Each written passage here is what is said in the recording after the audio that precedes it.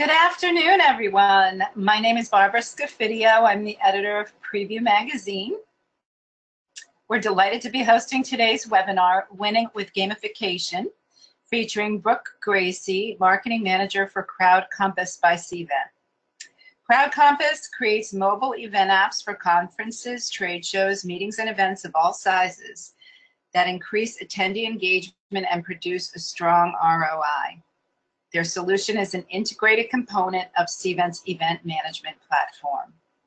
As an attendee today, you are eligible for one CEU from the Events Industry Council. Feel free to ask questions throughout the event, and we will open it up to Q&A toward the ends. If we're not able to get to all of our questions, we will pass them to Brooke, and she will get back to you after the event. We're also offering an incentive to complete the entire webinar, a $100 gift card of your choice. I will announce the winner at the end of the event, so please stay on in order to win. And it's now my pleasure to once again introduce our presenter and friend, Brooke Gracie. Brooke is Marketing Manager for Crowd Compass by Cvent. In her current role, she helps event organizers incorporate mobile in their planning and marketing strategies and enables the Crowd Compass sales and marketing teams to do the same. She's also the strategic mind behind Crowd Compass's trade show presence. Brooke is known for her extensive event technology experience and is often sought out as a subject matter expert in the industry, and she certainly is that. So now it's your turn, Brooke, so take it away. Thank you so much, and welcome everybody to Winning with Gamification, how to engage your attendees and increase mobile adoption. So what we're going to be discussing today is, first of all, game theory. Then we're going to jump into how gamification can increase engagement. I also want to discuss some current customers that I've worked with and some of their successes that they've seen using gamification. And then, of course, we'll wrap it up with some discussion about how social and gamification can work together to create those lasting memories and that engagement that you're looking for. Now, again, there's going to be a quick survey at the end as well. There is an ebook. It's called Apple Pie, or actually, I'm sorry, a Level Up Your Attendee Engagement ebook that goes just a little bit more in depth into what we're talking about today. So if you fill out that survey, you will have access to that. And of course, I always appreciate your feedback. Again, my name is Brooke Gracie. I'm the Marketing Manager for Crowd Compass by Cvent. I love to take questions on these webinars, so please, as you are going throughout, put your questions in there, and we'll leave some time at the end to address those. And let's just go ahead and get started. I want to start by walking through some game theory. There's a lot of buzz around gamification, and we know it can mean many different things, and proper gamification requires strong game theory. It's about understanding what motivates people to do things. Now, at Crowd Compass, we take games very seriously. We actually have an entire team of folks who have real gaming backgrounds. And so we've been able to pull from their expertise. And some of that has to do with core game psychology elements, some of those things that we employ here. And I'll just show you how they can then play out when it comes to mobile event apps. And it starts with the gamers like quests. So almost everyone you know, you yourself, you're motivated by a quest. Like, think about this as like your to-do list. You know, it has those check boxes next to them. You know, this is probably like the #1 game mechanic in everything you're doing, like playing Angry Birds to Pokemon Go. Even if you're not competitive, you can still find accomplishment in just completing something, checking something off the list, completing one of those challenges. This is actually called the Zeigarnik Effect. Sometimes it's called ZE, and it just simply means that incomplete lists create mental tension. So we're wired to finish things all the way until the end. But what if you never start a quest? And that's where something called endowed progress helps. So basically what this means is a quest of like an incomplete list, maybe something that's partially already done, is one of those most powerful game mechanics available. So to take a step back, when we think about this strategically, it can ensure that your attendees immediately begin doing the very core activities that you want them to be doing. You see here, the example I have here is one of those punch cards. So, imagine you go to your favorite coffee shop, you order a cup of coffee, they give you a card, that's intended to convince you to keep coming back, but they put 1 or 2 punches in there for you already. So you've already completed some tasks, and now you have this endowed progress. It's kind of kicked off this set of tasks you want to go back for more and more. And so that's really kind of what we call virtuous loops. So this is like creating that momentum. Think about Pinterest. It works because people pin. So if you pin, you see more pins like yours, which gets you to pin even more. So it's on and on. It's this virtuous loop. Thinking about when your event, if you want people finding content, or you want them to be networking, you want them engaging, it's about creating that virtuous loop for them using gamification. It's also really important to understand that there are different types of gamers out there. So when you take a broad sample of humanity, you have about 90% of people that fall into 2 of these groups. They're either explorers or they're achievers.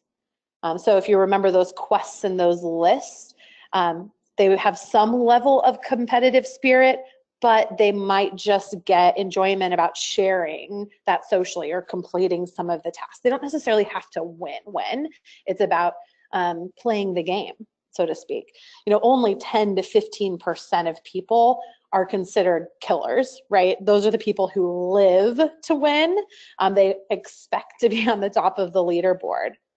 So for players like that, we have leaderboards because it's important to them. But for the other gamer types, it's maybe not their primary focus.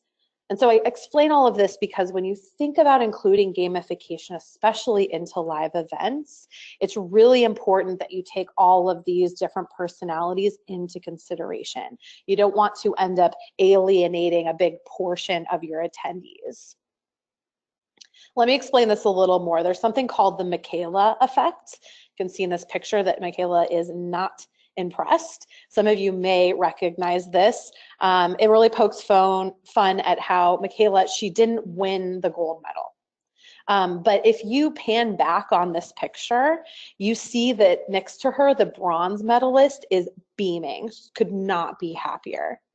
And that's because that person, that bronze medalist, she was comparing herself to hundreds of different gymnasts who didn't win the medal. She really understood how many people, she, excelled beyond to win that that bronze. But then, you have others who aren't as impressed, right? So again, those different gamer types. So as humans, we kind of do the same thing. We like to compete in a pool where we're maybe at least better than most. So we do that, we build that into our game experiences as well. So we're making sure that attendees can compete against time, making sure that they're completing their quests and so on, but not making it that it's either top of the leaderboard or bust. And so as planners, you want to increase engagement. You want to help attendees consume more content. You want them to be learning more about your event sponsors and really just having that positive overall experience. And so gamification can help you to accomplish that. And I want to start by taking a quick poll. There's no right or wrong answer here, but how many of you have used a gamification element in the past at one of your events? If you want to go ahead, it should pop up a screen. You can choose your response. We're going to show the results here in just a minute. This could be anything. It could be in-app engagement. It could be having a passport. You have to stop a bunch of different places and get a stamp. But anything that is encouraging attendees to interact by using some kind of game element. All right, and if we see those results, I mean, it's not a fair split. There, most of you looks like you have not used gamification, which is probably why you're here today, right? But a few of you have. And really, I find a lot of value in using gamification, especially at events, but it's all about figuring out how to do it the right way, how to make sure that it's actually helping to reach your overall event goals. And there's lots of different options out there for you. You know, for example, at Crowd Compass, we have several different gamification options. You have more of like a photo scavenger hunt, you know, which is going to encourage people to be taking photos and socializing with one another.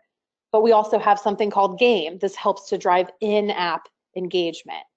And I just explained this because, you know, you have different goals for your event. And if your goal, let's say, is to encourage attendees to find content, maybe you use something that encourages that behavior. If it's about networking, maybe you use something like closer to a photo scavenger hunt. There's often several gamification options you can choose from. There's lots of different ones out there. So again, I encourage you to look at your event goals and then decide which game would be the right fit. So again, if the interaction with the content's more important, something in-app, or interacting with your sponsors, maybe that's important. Something, again, like a photo scavenger hunt could work. But whatever it is, just make sure that users have multiple achievements that are grouped into bite-sized categories. So they need to have a manageable list of quests, and it's really nice to break those into groups.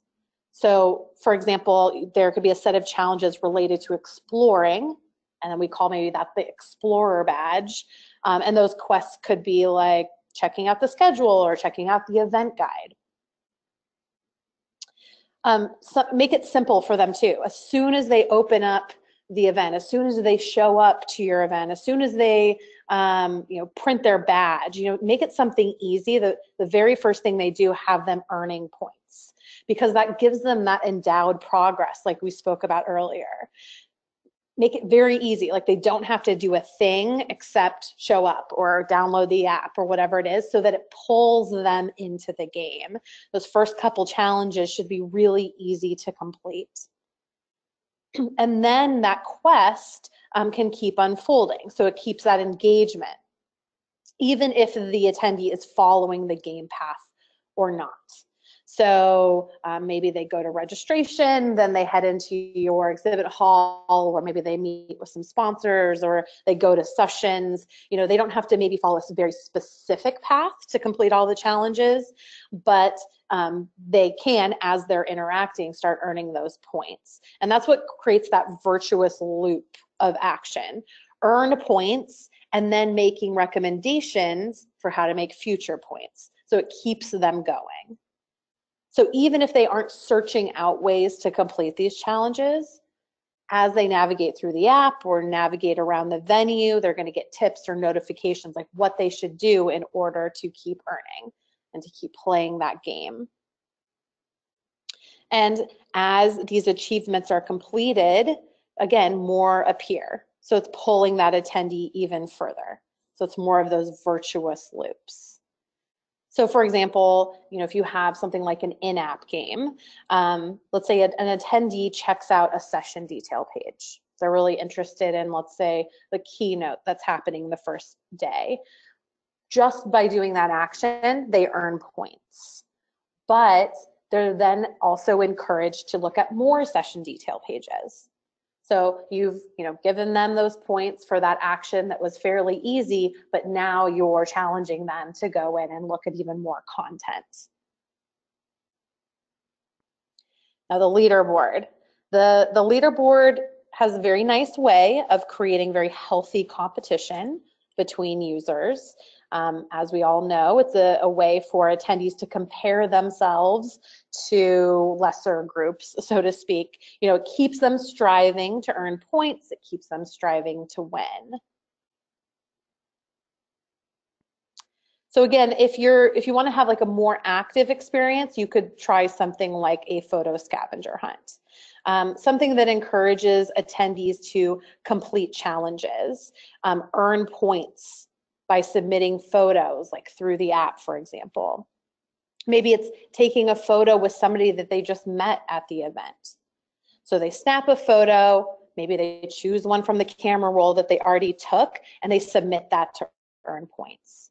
You know, something like this could be done in app, you know, like Crowd Compass has something like this available, or even utilizing social media. You know, you could kind of track those as well. And just making sure that there's some customization options as well. You know, not every game is going to fit every single event. So, example, you know, if you have more internal events, being able to customize those challenges to do so. More external events, maybe you're using social media and things along those lines.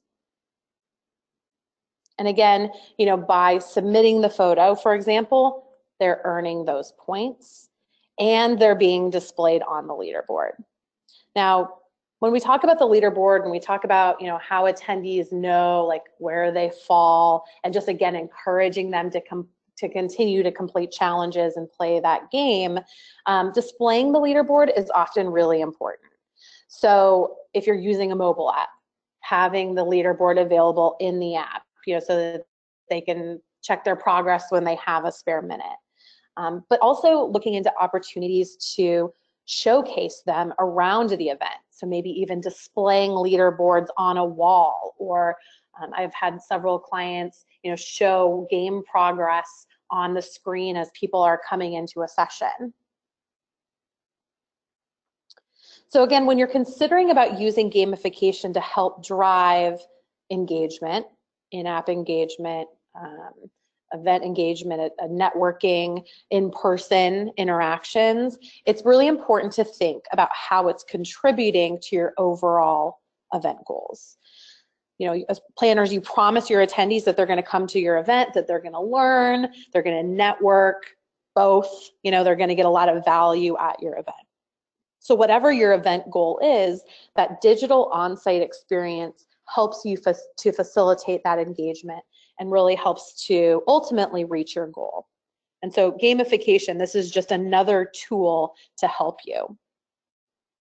So when you're messaging to attendees, when you are sending them an email, when you're sending them a push notification, include the value of gamification to their overall experience. This is what's going to drive that initial adoption. And I'm going to talk about that more here in just a second. One of the reasons that gamification is so successful at live events, it's because it's leveraging this mobile technology for engagement, and really resonates with audience of all sizes. In a recent study by Edelman, they interviewed over 1,000 event attendees, and they found out that 100% of millennials bring smartphones with them when they go to events. Which I'm sure isn't a big surprise to anyone on this phone, but you know, 100% of your millennials have their phones, 98% of your Gen Xers have their smartphone in tow, and a whopping 91% of baby boomers are using smartphones already when they're at an event. And this number is continuing to grow. In fact, most recently, this has come to my attention more than anything. You know, I do a lot of these webinars and speaking engagements, and recently baby boomers come up to me and are telling me to stop talking about them, like they don't know how to use technology, because they're using it as part of their everyday lives. And this is a really big reason why event attendees of any age group reported in that same study that they wanted to use those mobile devices to gather session information. You know, so they wanted it to get session, they wanted it for up-to-date reminders with push notifications, they wanted to use the device to get around and to track their personalized schedule, which makes sense because millennials to baby boomers, again, everyone's using their mobile device to track their day-to-day schedules, you know, from both personal and professional. So why would it be any different when they come to events? But what I found most interesting about this study were those social media metrics. And again, you know, this study was over 1,000 event attendees. So it's likely that you're actually seeing this kind of information for the very first time. There aren't many studies out there that are specifically talking to event attendees.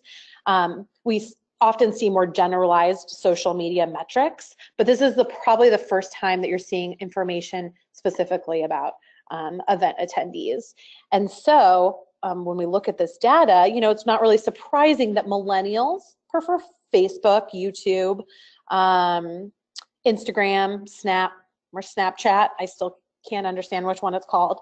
But across the board, virtually no one is using no social media. And so when you think about gamifying your events, when you think about creating that engagement, it's really important to include social media aspects, especially when you're promoting the game, because this is where your attendees are spending their time. So what I want to do now is I want to talk through 5 steps. And these are 5 steps to make sure that you're seeing that increased engagement by using gamification. And we're going to integrate and talk about how you can use social media to help with these tactics. So marketing gamification, so marketing your game, it doesn't really have to be that complicated. In fact, we have seen the most success with clients when they're actually weaving that messaging into already existing marketing channels. So for example, when you're posting to social media and you're talking about downloading the app or registering or what you can expect on site, include something about the game. Download the Connect mobile app and complete your first click challenge. You probably have an event website. So why not add a page specifically about the mobile app or specifically about how to use the game that's part of that app or how to use the game in general. Even creating videos like someone playing the game. It just helps to make it more relatable and it increases that engagement. And just use these same techniques with other existing marketing channels. You have a blog. Make sure to throw something in there about gamification. If you have a newsletter, a lot of times we're sending know before you go information out before the event. We're asking them to sign up for sessions. There's all kinds of communication that's going out to these attendees. And I would just say for each of those, make sure that there's something in there about the game. It shouldn't be a surprise to anybody when they show up on site and there is a game element. They should have heard all about it beforehand. Now, I know not all events are external big user conferences, right? So even for those one day or those internal events, maybe you have an intranet or again, you're sending, I'm sure, all kinds of emails, highlight that game as well. A great example of using an existing marketing channel are even those app release emails. So if you're using a mobile app for your event, when the app is released, you oftentimes send an email out, and a lot of times those are customized.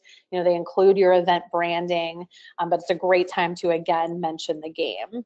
And if you're planning on sending the emails, several times before the event starts, what I like to do is change the messaging up a little bit. If it's too repetitive, if I see in the newsletter and I see in the app download email and I see on the website the same, play the game to win a prize, it becomes a little redundant. But if I see customized or slightly different messaging, like for example, maybe the week before the event, you use that opportunity to encourage new downloaders of the app to complete their first challenge, or just pulling out specific pieces of the game that might be interesting. And because mobile is such an interactive tool to engage your attendees, it's also important to use these features when you're marketing the game before and even during the event. So something as simple as an in-app banner can remind attendees, why they are even should complete these challenges. Push notifications. A lot of us use those during an event for up to, changes and up to the minute messages, and those could actually be scheduled ahead of time to remind attendees why they should be participating. Time them wisely too, so scheduling a push right before a lunch or a coffee break, using that opportunity to remind attendees to snap photos to earn points, it's a great way to encourage engagement, because this is when they have a little bit of downtime. This is when they have their phones out. This is when they're going to be most comfortable snapping photos, and it will encourage that attendee to attendee engagement as well. Some of you may have used beacons in the past as well. Beacons are these location-based messaging devices. So instead of a push notification, you know, where it just kind of pops up on your screen at a certain date and time, a beacon is location-based. So if I walk by it at a venue, it can send me a message. So for example, a beacon could be placed at the registration desk. So it could remind attendees as they're arriving to play the game. Or even placing one in the doorway leading into an evening event. You know, if you're doing something like a photo scavenger hunt, this is when attendees are snapping photos anyway, so why not submit those for some points? On-site signage. This could be a poster board, it could be a tabletop, it can even be digital signage, and it really grabs your attendees' interests and encourage that participation. This is also a great opportunity to promote the prizes you may be giving away. And we'll talk about incentivizing here in a little bit. And lastly, and dare I say most importantly, you know, make sure everyone on site, from your staff to your speakers to your volunteers, know how to play the game, understand the value so they can really be your on-site cheerleaders. In fact, clients have also seen great success having speakers mention the game and the app during welcome receptions. You know, right when you have all your attendees in the room, it validates the game and reminds everybody to play. I've even been to events where they've gotten over the loudspeaker and mentioned it. Now for that event, they were giving away a trip to Hawaii, so it was a big deal for them. But you know, you get the idea. Just make sure that you're mentioning it and you're getting buy-in from everybody that's going to be on site. All right, so number 2 step to increase engagement is using gamification as a tool to help connect attendees. And this is something that can be really easily accomplished by several different gamification types. And so, you know, taking a step back and thinking, you know, your attendees are spending the time to travel to your events so that they can network, so that they can connect with others in their field, so they can talk to experts. And using gamification to help facilitate this networking is key. So photo-based gamification challenges, like take a photo with your favorite exhibitor. That's encouraging attendees to move around the venue, but it's also helping them interact with exhibitors, right? So it's a win-win. Often, and I talk about this a lot, attendees feel very overwhelmed at networking receptions. There's so many people there that they haven't met before. And what better icebreaker than a photo challenge? Take a photo at the opening reception with another attendee. You know, this can be a really fun way to start those important conversations that are going to lead to those connections that are going to show your attendees value. Encourage your attendees to find each other through the app, you know, the mobile app if you're using one, viewing profiles, sharing contact information, sending messages, you know, so, and gamify those. They earn points if they send a message to somebody. So now, you know, when attendees are trying to connect with like-minded people, they could search through the app, they could find who they're looking for, they could share contact information and message them to meet up at the evening reception to talk more. You know, and as we know, those initial connections, they're only half the battle, because the attendees who get the most out of events that are the ones that facilitate ongoing networking. So how can you use gamification to keep attendees connecting? You're taking it to a level deeper. So for example, use the opportunity to customize challenges while again, keeping your event goals in mind.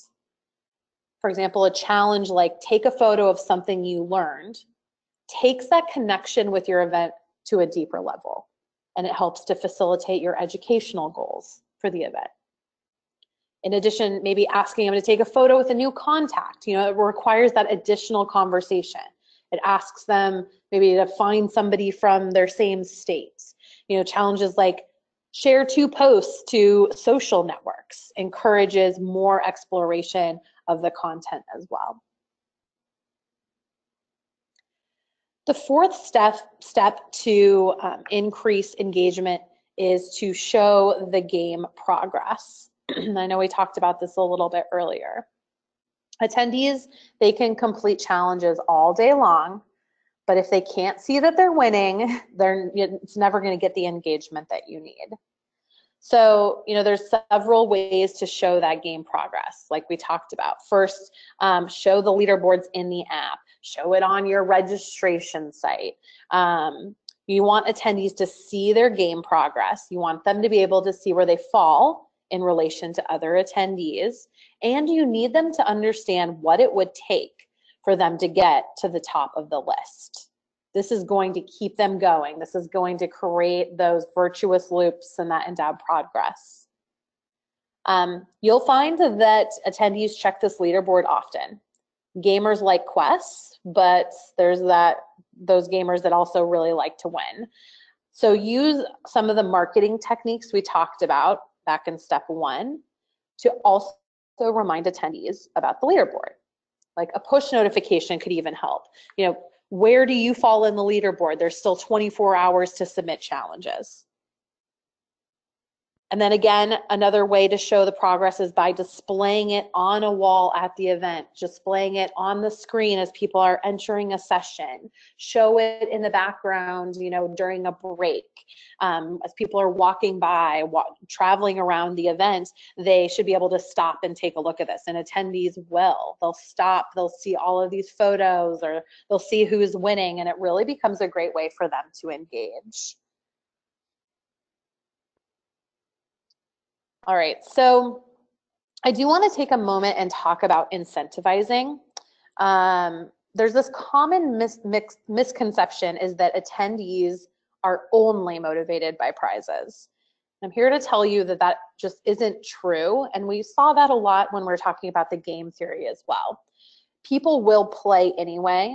They'll play just to earn their place on the leaderboard. But that being said, it is very nice to incentivize attendees. I've spoken to many planners over the year. I've seen everything from, like I was telling you, a sponsored trip to Hawaii. I mean, wow, that's an amazing prize. I've seen planners give away free registration next year. Really, you know your audience better than anyone. You know what's going to motivate them. So, you know, think about that. Like, what would your attendees really, is it a VIP event? You know, is it a free hotel next year? Whatever it might be. I do encourage you to also take into consideration local regulations. You know, giving away prizes, there's some regulations to think about there. But get creative. With a few key considerations when you're marketing and building the game, you know, you can really greatly increase engagement at your event. So this is just another tool in your arsenal. It is easy to use and it helps you to reach your live event engagement goals. I find during these webinars that it is most interesting when we talk about a real world example. You know, so we've talked about game theory, we talked about the different gamer types, you know, we've talked in generalizations about what you can do with different games. But now I want to talk about a live event example. This is ACIG. They used Gamification to engage their attendees. Now, ACIG, it's a captive insurance company. They actually write policies for 40 some large scale contracts. They use a mobile event for several large events. And one of those we're going to talk about today. They have a little over 160 users. They saw high app adoption, 113%. It was up from 71% the year before. The mobile app had many benefits to ACIG. You know, they saved labor hours, they didn't have to print and collate, they saved in printing costs, and of course, it allowed them to be more efficient. they used this over, so they ended up saving over $11,000 is the burying the lead here. But, because they were saving money and printing costs, they didn't have to bind, by using the mobile app, they saved over $11,000. And to give you context, attendees at their event are actually indirectly paying for the event through their insurance premiums. So you can just imagine that costs are scrutinized quite closely. But by the savings using mobile, they actually did something, kind of fun. They provided a lobster mac and cheese dinner instead of the regular old potatoes, something that they knew their attendees would enjoy. And of course, they use the in-app maps. And all of this was directly back related to their gamification too. So, as attendees were checking out the maps, they were earning those points. As they were taking notes, they were earning more points. In fact, they had in-app documents. That didn't work quite as well, but they actually included all of their handouts in the app. And so just remember, gamification can help lead attendees through this process. So when they accessed the presentations, they earned 600 points. So for them, this was a big deal. This was encouraging attendees to not only interact with one another, but also to interact with the content and to see real value. So they're earning points by looking at the documents, but they also could save those for later, for example. So you're not just seeing gamification engagement, but you're also helping reach that overall event engagement goal. For them, it was very important to gather attendee feedback. They wanted to do this in the app to save time. They also knew they were going to get a higher response rate, so they wanted to use those in-app surveys. But they used a gamification to encourage the responses. So earning points by completing surveys. I mean, just imagine what kind of response rate you could get if you were gamifying that element of your event. And I noticed, I know I've mentioned push notifications before, but ACIG also effectively used the push notifications. They used it, of course, to promote their game. They use it for other event notifications. So it became this effective way to engage their audience and encourage them to complete more of those challenges. And so ACIG also used gamification to reach higher engagement. So they use the in-app game to encourage attendees to explore the app. They, for example, earn points by looking at their schedule. This was a challenge for them. Attendees had specific schedules. They needed to know where to go. So in order to make sure that all attendees knew where their schedule was, they gamified that element. They also gave them points by checking out speaker bios. They even earned points when they interacted with one another, like when they shared contact information. One of the group challenges that they created, remember we talked about grouping challenges together to make it seem more attainable. So they had a set of challenges that encouraged social media posts. So for example, they'd earn points if they posted to Twitter. And as a bonus, those posts also showed up in the app. See some of those there. So using all of those mobile event app engagement techniques, they were able to effectively integrate both gamification and social media interactions. They had great success. They had 100% attendee satisfaction, which is really crazy. You don't always get to 100. But they were able to really truly engage with their audience through mobile and gamification. And I will say one of the most common questions I get from planners is how they can use the metrics that mobile app is providing to help prove success to their stakeholders.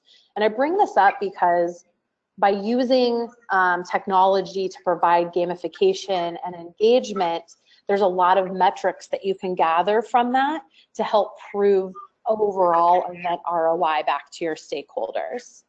So as we're wrapping up here, I just want to spend a few minutes talking about those metrics and how you can weave that gamification into the overall engagement story. So similar to ACIG, it's important to show overall engagement and adoption in addition to gamification metrics. So using a set of metrics to help tell the whole story and give your stakeholders insights into the true engagement that using gamification as part of the mobile strategy help to reach. So of course, start with gamification metrics and adoption, and then give some overall engagement numbers, followed by app adoption numbers. So not all ROI stories will be the same. It's really important to take into consideration, the goals of your specific event. So for example, one of my clients, their goal was to help attendees better navigate the venue. They wanted them to get a more streamlined experience on site. And so for them, it was really important to track engagement with the maps. They wanted to make sure they could easily navigate. So they looked at game metrics and game page views and achievements earned that related directly back to this goal, but also overall app engagement. And so by doing that, they could see how gamification engagement led to app engagement, which led to overall event engagement. And so now when they go back to their stakeholders, they can say, gamification helped lead to 28% more engagement at our events. That's a really important way. This gamification is an integrated part of the whole event. And the same could be said for social metrics as well. Seeing how gamification led to other social interactions. So think about being able to tell an ROI story like 82% of attendees use the app, but they also participated in gamification. There was 28% increase in engagements from last year, 14,000 total in-app engagements, 94% of attendees participated. Just imagine if you as a planner could include this story as part of your event debrief, or better yet, just imagine using these metrics to track engagement live even during your event. And of course, by watching the metrics, you can also see how to more effectively use social with gamification to create a memorable event. So these should complement one another, using social channels to encourage gamification engagement, tweet about what prizes somebody can win, or take a picture of attendees using game and post them to Instagram. Because remember, all attendees, all generations are on those social platforms. And on the flip side, use gamification to increase event exposure on social channels. So again, encouraging attendees to take a photo and post to Facebook for X number of points as an example. So just, use these social posts as part of the event experience by, displaying them on a wall with leaderboards and encouraging more players to play. All right, and so that brings us to the end here. I see that we have a few questions coming in, so we can get to those as well. Thank you, Brooke. I learned a lot. I always do. Learned a lot about gamification specifically that I just hadn't known, and people's behaviors. So thank you for that. Please do type in your questions, and Brooke is here to help. I have a couple that have come in already. So why don't we start with this? Have you ever seen gamification used as a sponsorship opportunity? If so, how? Absolutely. When I start to think about how to use gamifications with sponsors, I really try to put myself in the sponsor's shoes, like what are they trying to get from the event? And a lot of times sponsors are trying to increase brand awareness, increase leads. A lot of times it's about interfacing directly with your attendees. And so a lot of the things that we talked about today can help to facilitate that. So I have seen many planners sell gamification quests. So maybe not the entire game itself, but one of the tasks you're asking them to do to earn points as part of a sponsorship package. So for example, with something like a photo scavenger hunt, I know I've been picking on photos a lot today, but a great challenge could be take a photo with your Maui Gym sunglasses. You know, so if Maui Gym was a sponsor at your event, and encouraging people to take photos with their product, and it will help them earn points. You know, it really helps to increase exposure for that type of sponsor, and they will pay quite a bit to have that gamification, even just one of those tasks, help them to reach their goal. You know, they'll definitely pay for that. Okay, great. We have a question from Angela. What has been the biggest concern from users, and how have you addressed those concerns? I mean, the years I've been doing this, I have to say the biggest concern is just ease of use. You know, we can't make these games too complicated for anybody. We have to make it easy. And it's a lot of those things I was talking about. First of all, setting up the game in general needs to be easy. You know, whether it is integrated into your mobile app and it automatically logs them in, or whatever it is. We can't immediately put up a roadblock. It has to be easy for them to sign up and play, but then we need to make those first couple challenges very easy, and make it so that they can complete and can win this game. So, I mean, hands down, the biggest concern that I hear from end users is usability. And so, you know, when you're thinking about using technology to help facilitate that, you know, make sure that when you're looking at different providers that you're really walking through the steps that that end user would have to take in order to be part of the game. Okay. I don't know if there is, but is there a kind of event that uses gamification within an app the most, or maybe most successfully? That's a good question, because you would think yes, but I have seen events of all sizes and all types and all audiences use gamification effectively. The ones that have the most trouble are those that don't put enough thought into how the game brings value to their attendees, you know, because attendees aren't going to play just for nothing. You know, it has to be kind of fun, but it also has to bring some value. You know, you would think, you know, maybe those non-typical technology audiences would find it more difficult to get involved with gamification, but that's not true either. I see lots of audiences get really excited about playing the game, and sometimes it's a really good way to even introduce them to using technology at events. You know, so maybe like you're trying to get usage of like the mobile app, for example, and using gamification as a way into that is a really effective way. So I wish I had a better answer for you, but no, there really isn't a good or best type of an event. You can use this across all kinds of events, big, small, 1 day, 5 days, whatever it is. Okay. Tracy has a great devil's advocate question. Have you ever had any complaints that the gamification takes away from the event or sessions? There is a little bit of concern there. It's not something that I've heard most often. It's really, I hear this before planners are implementing gamification, just a little bit nervous that attendees are going to be on their phones too much, you know, like they're going to be taking photos instead of listening to the session, or just trying to complete all the challenges instead of actually experiencing the event. For those kinds of concerns, I would again just say, make sure that you're just really thoughtful about what kind of game that you're incorporating and what kind of challenges you're asking them to complete.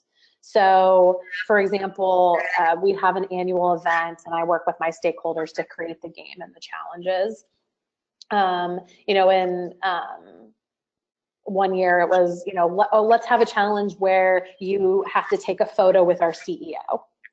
Great, awesome. But do we really want my CEO having thousands of people running up to him throughout the entire event? You know, just trying to complete this challenge. So like just being thoughtful about how it could potentially negatively interact with your event and avoid those types of challenges. Right. That would have been interesting. Yeah, maybe put a cardboard cutout of him,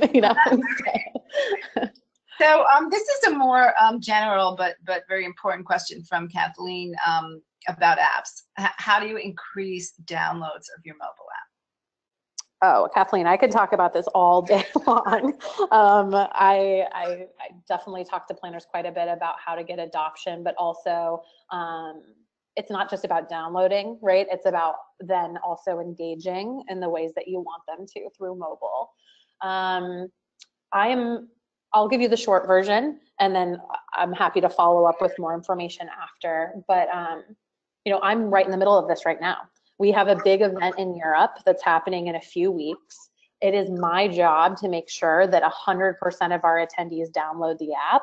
And so I do a couple key things. First, I make a plan way ahead of time. I make a plan of when I need to do certain marketing strategies, with which marketing channels, with what kind of messaging, what resources I'm going to need way ahead of time, so I don't have to worry about those details when it comes the day of. And then I use lots of different marketing channels to first hype the app. There's an app coming, app being released soon, so attendees are expecting it. And then when the app is released, I send it out through emails, social, websites, video, so I use like a variety of different channels. And I do that because every attendee is consuming content a little bit differently. So maybe my millennials are like all about checking Instagram and following us there, but others maybe are more comfortable reading about it in a newsletter. So I just make sure to hit every single channel with that messaging.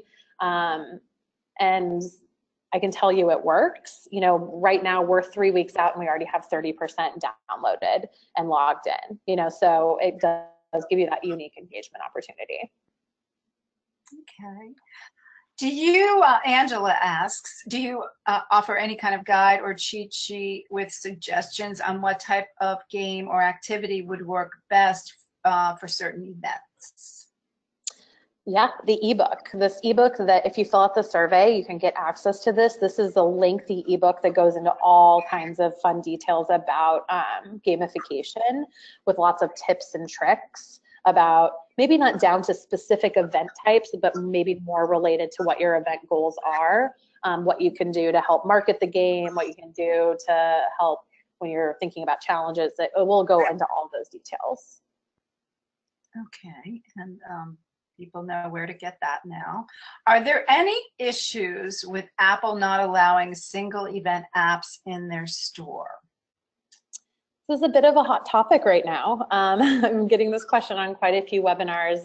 There's been, some talk in the industry. Apple made some updates to what they call their uniqueness policy, which shook things up a bit. So there are some different rules, regulations that they have about just any company submitting an app with their own branding to house their events. So I would just say, I would encourage you to talk to your mobile provider about what specifically they support.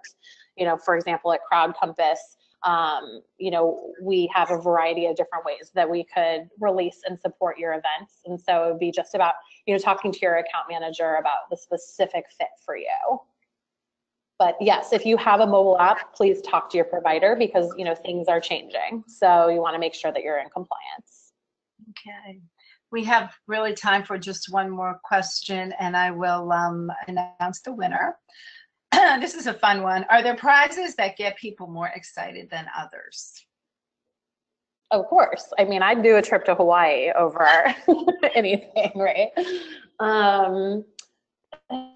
Just think about your audience. I mean, don't push too hard. Like, of course, we want people to register next year, but is free registration really going to be something your attendees are going to get excited about? For some, yes. For others, maybe not so much.